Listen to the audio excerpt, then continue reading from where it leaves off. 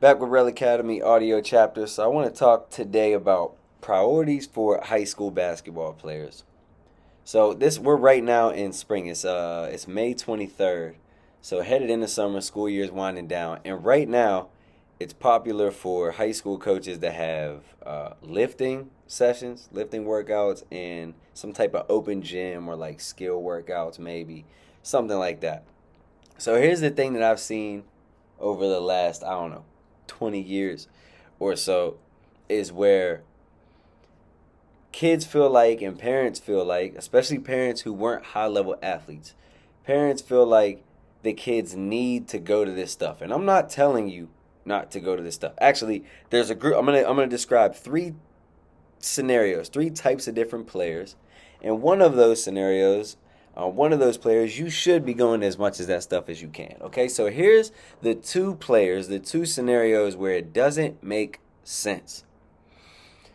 Players who are Division One players, like already have Division One offers. Okay, that player, you provide more value to the high school program at this point than they provide to you. So you do not need to be. You shouldn't be skipping any AAU tournaments, travel tournaments, practices, workouts, camps, exposure camp. Like your priority right now is off season. It needs to be to get better. So improve on the things you're good at and improve on the things you're not good at. Get your head right, get your body right, all those things. And then go get exposure and get to, try to advance your dream, get scholarship offers, all those things. That is what you need to be doing. And the second scenario, kid, where it doesn't fit, is the kids at the bottom. What's a kid at the bottom? Kids who, didn't play at all last year as a ninth grader or any ninth and 10th graders who didn't play any at all varsity basketball. A ninth grader who was on the freshman team and didn't start, scenarios like that. Kids at the bottom, kids who have the high school coach has no plans of giving you crucial varsity minutes next season. And you know where you are with that. You should know where you stand with that. And so, again, your high school program for that kid doesn't provide much value. You need to just get better. He has no plans to put you in the plan. So you need to go get better and come back to that situation and prove to him in the fall, yep, you need to be looking at me now. You need to have me as a legitimate kid who might contribute to your record, to your wins for next year. But right now you're not in that and you're kidding yourself if you played freshman basketball. They didn't have you on the JV team. You didn't start on the JV team. Damn sure didn't get any varsity minutes.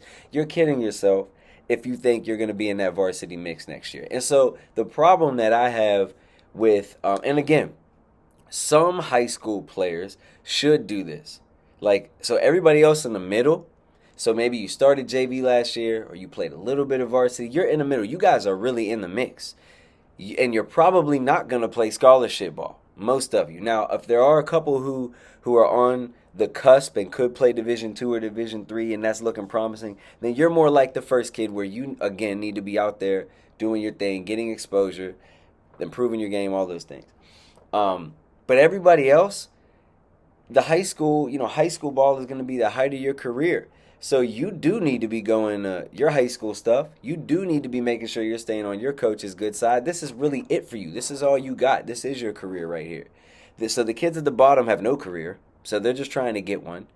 The kids at the top, they got something way bigger than this height. They could quit their fucking high school team. It doesn't even matter at this point.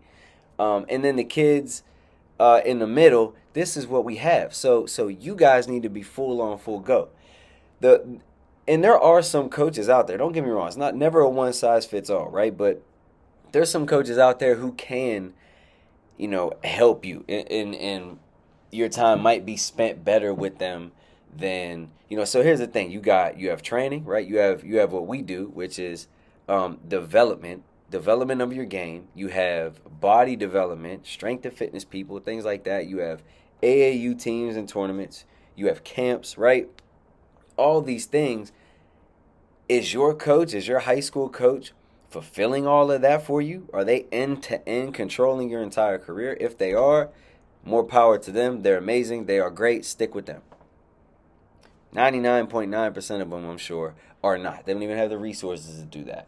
So, and just like we at Rel Academy, we are not your we're not a high school kids winter team. You know, we don't even see them for 6 months most of the time. So it's not like we don't have end to end control. Everybody has their niche and their role and their priority, and you play it to the best of your ability for the kid to be able to put kids in the best situation possible.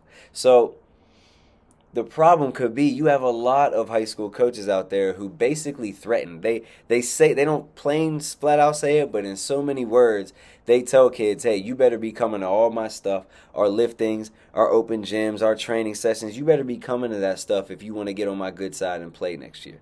They in so many words, a lot of them say that. And a lot of parents have no clue because they weren't high level players. They buy into that shit.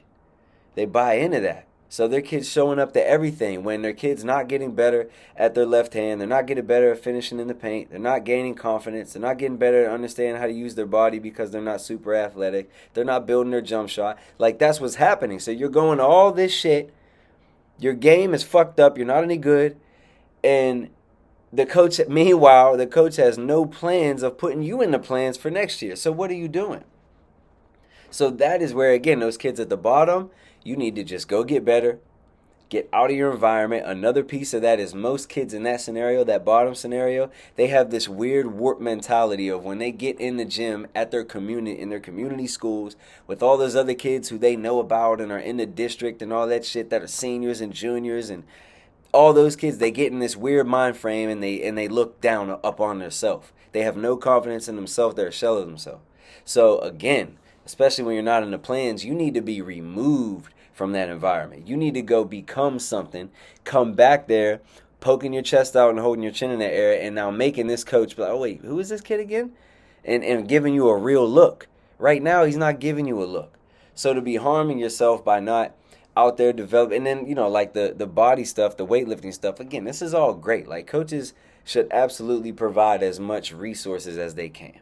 But what I'm saying is, if you are that Division 1 player, right, and or you're that kid at the bottom, and you need to put on 10 pounds of muscle, 6 pounds of muscle, something like that, why would you be wasting your time going to the high school coaches shit? Most of the high school coaches probably haven't lifted a fucking weight in how many years, first of all. But like, who's the guy running it? Like, who is he an expert? Does he make a living off of this?